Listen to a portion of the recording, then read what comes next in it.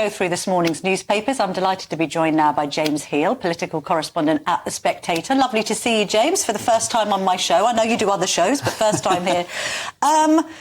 Goodness me. The Sunday Express seems to sum up the PM's woes this morning. We're doomed, it says. Lame duck PM loses Tory stronghold. This is obviously in reference to Andy Street losing the West Midlands. Do you think Rishi Sunak's in jeopardy at the moment? Because I'm not sensing an appetite to depose him. I was speaking to one MP yesterday who said they want to get rid of him, frankly, but his colleagues lack the guts to do so. And I think that's where we're at. I think the stomach has really gone out of a lot of Conservative MPs right now. You've got to remember there's 350 of them, about 100 are standing down. They're not particularly invested in a struggle. They don't want to see that. And I think there's actually, personally, a lot of the Tory MPs quite like Rishi Sunak, and he's quite an inoffensive type compared to, say, perhaps Boris Johnson, got a few colleagues' backs up. Yeah. But they're obviously thinking it's not about the leader necessarily, it's about the party. And the party's brand, as we've seen from these elections, is pretty toxic. Let's pore over some of the results. The Mail on Sunday's got a very handy graphic. I mean, all of the newspapers love a graphic this morning. Like, we've got pie charts, we've got graphs, we've got pictures of failed Tory politicians with their heads in their hands. I mean, it's a terrible picture. What's your overall analysis, James? I mean, it's a really, really good set of results for Labour, although, as the graphs show, they wouldn't at the moment on the basis of the current results, which we must say don't take into account Scotland, which changes the picture. They couldn't form a majority government, and you've got effectively the Conservative vote being eaten into by reform. And you've got the Labour vote being eaten into by independents, largely people who are platforming on a pro-Palestinian sort of George Galloway-esque position. So what's your prediction for how this might pan out at the general election? Well, I think what's so striking to me is that actually, if you look at the projected national vote share, it's changed so little in the last 12 months. 12 months ago, May 2023, Rishi Sunak's first big test, it was, I think, 36-25 or 35-26 for Labour Conservative. This time it is 24-33, I believe. And so 9 points difference. So not much has really changed in the past 12 months. There's been an awful lot of noise, and yet nothing seems to be cut through. We had 30 billion of tax cuts in the autumn statement. We've had a lot of talk around the Rwanda scheme, and yet the Tories are underwater. So I think it's very, very difficult for them. I think also the untold story of this night is the Liberal Democrats. Last year there was a lot of focus on them because there was a lot more seats up for grabs. But this time they're eating into places in Surrey, in the West Country. And of course the West Country has been crucial to a lot of post-2015 Tory successes. And then of course Labour does have this issue about the Gaza vote and what's going to happen on there. And I think it was telling perhaps that Sadiq Khan, for instance, in London, didn't have someone running on that kind of pro-Palestine. Someone like a Jeremy Corbyn figure, as there was some that would have been devastating to Khan's vote share, I would imagine. I mean, you're talking about the Tories being underwater. Is Starmer emerging like a phoenix from the waves, I should say, mixing my metaphors here, but is he emerging triumphant? Because the turnout is low. We noticed, for instance, in Blackpool South for that by-election that actually the vote share for Labour was lower than it was in 2019, but obviously still they won it. This isn't like 97 and the local elections that preceded Blair. It's not like people are champing at the bit for Starmer. That's what I find interesting here. And that's not to denigrate what Labour have achieved. They've had a great set of local election results and the Tories have had a terrible set. But it's not feeling like 1997 again to me. I don't know what you think. Well, of course, back in 97 we had 2.5 to 4% economic growth here, which we could kill for right now. But look, the fact that the Liberal Democrats have won more councillors than the Tories the first time since 1996, that ought to send a shiver down the spine of every Conservative up for election this year. I think that if you compare this to the general, you're not going to have things like residents' associations standing in the general election. You're not going to see the Greens win dozens of independents. So I think that it's very different contest, and when it comes down to Tory versus anti-Tory, the anti-Tory forces seem to be in the ascendancy across the country right now. Let's look at what happens next. We note that Tim Shipman's written in the Sunday Times, Johnson in touch with Farage to realign the right. Your response to that, James? These are the two big characters, the right in British politics, aren't they? And they dominated the last election. I think what's so striking now is how few kind of great characters there are on the Conservative side. I don't think it'll be this side of the election. I think Farage will come back in some capacity, do a big sort of 6-7 week campaign. Not run for Clacton. I mean, that's what's been rumoured in the papers this morning because it's the only seat he might have a chance of winning, having tried 7 times and failed, I think. Do you think he'll just be there in a kind of figurehead role rather than running as an MP? I think we will talk about him. So it's like Cincinnati style. They're going to a plough. He's there in Westminster. He's about. He just needs to basically come back for 6-7 weeks, lay down his GBNews microphone, and he could happily press and roll.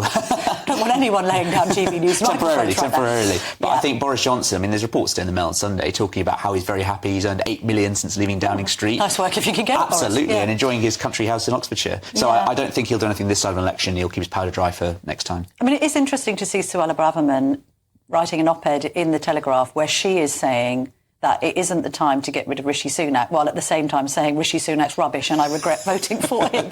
I mean, what does he do? Because I think it's interesting to have this debate about what comes next for the Tories in terms of trying to win back these voters that seemingly are either flirting with reform at the moment. I don't know whether that means that it will translate into a general election vote, but they're either flirting with reform or they're saying I'm not turning out at all because I'm so angry with what the Tory party's done and squandering this 80-seat majority and getting rid of Boris and all the rest of it. Andy Street's saying, well, we must now be more moderate. This is how we win. We must be moderate and not be dragged to the right. And then, of course, those who are tearing their hair out going, what happened to the Conservative Party? Why is it so wet? Will be saying you absolutely have to lurch to the right because that's how you pick up the reform vote. This is the whole thing. The Conservative coalition is completely split on this. And so I looked at Suella Braverman's article and the kind of prescription she would give to solve the Tory party's woes. Things like the ECHR membership, for instance. A lot of the Tories on the sort of left or the centre of the party, the One Nation group, would be horrified by that, including members of the cabinet who really don't want to pull out of the European Court. So I think the problem is that every time Rishi Sunak tries to announce something big is that it alienates one of his two wings of his party. So talk about being a lame duck. He's certainly about, I think, struggling to fly and keeping the left wing and the right wing aligned here. But then it takes courage, doesn't it? Pick a side and fight for it. Set out a vision. Well, it's the Thatcher line, isn't it? About being run down. If you stand in the middle of the road, you get run down by both sides. I think, what's striking is often with this party management style, it's about what is the kind of common denominator all sides can agree on. So it's things like disability benefit changes, it's things like cracking down on illegal migration. That's what we're going to see a lot of in the next 2-3 weeks. And I think for Number 10's challenge is to try and convince Tory MPs, no, you haven't given up yet, you've still got a chance, and basically have a lot of energy and an initiative. And that's what we're going to see.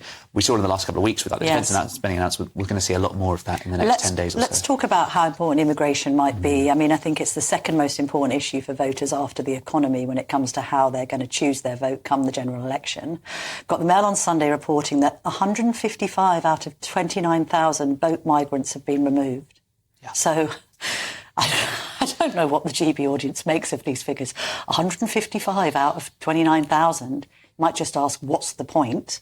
I mean, the boats aren't being stopped and the migrants that come here aren't being sent back, so that's failed.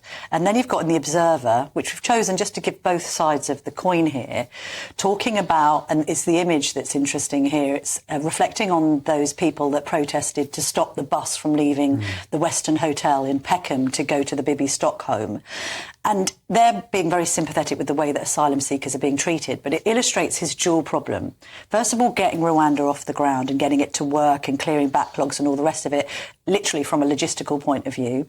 And then there's the practicalities. Are we going to see every attempt to deport migrants being kiboshed by protesters? They're outside buses. The next thing we know, they'll be at airports. When we've seen a lot of direct action, with things like Just Stop Oil in a different context over the past few years. So I know the Home Office is really worried about this, and they've been trying to do things like, practice in secret in terms of when you have people on a plane trying to resist arrest, etc. Those kind of things have been going on behind the scenes. There's two issues here. One is about the operationality of the scheme, and one is about the deterrent effect. Now, I actually think there probably will be some flights to Rwanda. We've already seen one voluntary deportation, albeit with a $3,000 bung, to go there this week. But I think they will get the flights to the ground. The key question is, of course, is what happens if they don't start, deterring people from arriving. We had 711 people arrive one day last week, the biggest single day arrival since 2022. And I think that would be the worst of both worlds. Hang on a sec, you spent so much money, you did get off the ground, it wasn't these direct action protesters, it was actually the fact that people just kept on coming regardless. And I think what we've got to remember at this, Camilla, is, of course, that the people who the Home Office is going to put on the first flights are the most reprehensible, despicable types, the murderers, the sort of people who committed crimes. Easy to identify and deport, What happens when you've got people with a much more difficult, heart-tugging story? And I think a lot of Middle England will read, people, things like, the Observer story and, this kind of talk of people being disappeared, etc., and feel a little bit uncomfortable. It's a very difficult issue. And, of course, all this adds to time, and Rishi Sunak does not have time. He has to go to the country in less than 7 months. And, this kind of stuff took, for instance, Thatcher, in terms of fixing the British economy, about 11 years. This should be done, this kind of takes years to undo the whole system of migration. The EU, for instance, has had 9 years of discussions on migration and asylum. Rishi Sunak hasn't got 9 months, so it's going to be very difficult to solve this side of an election. And let's also quickly talk about the other big story of the week. I mean, obviously it's in the shadows now because of the local election results, but these student sit-ins, seeing student sit-ins now in Bristol and at UCL in a sort of copycat of what's been going on in America, particularly with Columbia University. Earlier in the week, we saw those scenes with the police there in America going in and removing these people. It's different to a protest, isn't it, James? Because this is students now sort of setting up tents. It's an encampment. How does the government react to this, do you think? Well, I think the government will probably want to get less involved in this kind of thing and say, look, this is always students being students. Yeah. You know, I remember being at university and seeing a similar kind of Occupy movement about, this was about rent and cost of living, etc. I think that it's going to be key is that making sure that nothing happens in terms of sort of anti-Semitic abuse. And I thought it was interesting the Union of Jewish Students have come out and said, look, we've been sick of this since the 7th of October. Last year's going on for months now. So I think the key thing is ensuring that if it is a campus issue, it remains on campus and doesn't spoil into kind of anti-Semitic hate crime incidents, for instance. And I think that's the kind of key line the government has to walk. Particularly, of course, Rishi Sunak gave that big speech outside Number 10 about 6 weeks ago, and I think people want to see action on this. And that's something I think actually the whole party would get behind Suella Braverman on in that Telegraph op-ed she talks about. It's interesting as well that this whole Gaza situation may well have quite a acute bearing on what happens in the general election. I think for years to come, and the fact that, as with West Midlands, George Galloway's back candidate got 11% of the vote, came third. That has real ramifications, and a lot of Labour MPs, OK, they'll be celebrating the results today, but they'll be thinking about how do I play this in my constituency, particularly if they've got 1 in 5 voters are Muslim, for instance. Well, I'll be asking Pat McFadden a bit later in the show, is Labour going to change its stance in a cynical attempt to win back some of these Muslim voters? And you've seen that with Starmer saying already we need to win back trust, etc. I wonder how they do that. James Heale, thank you very much indeed for joining us this morning. You can read all of James' work in The Spectator. Now,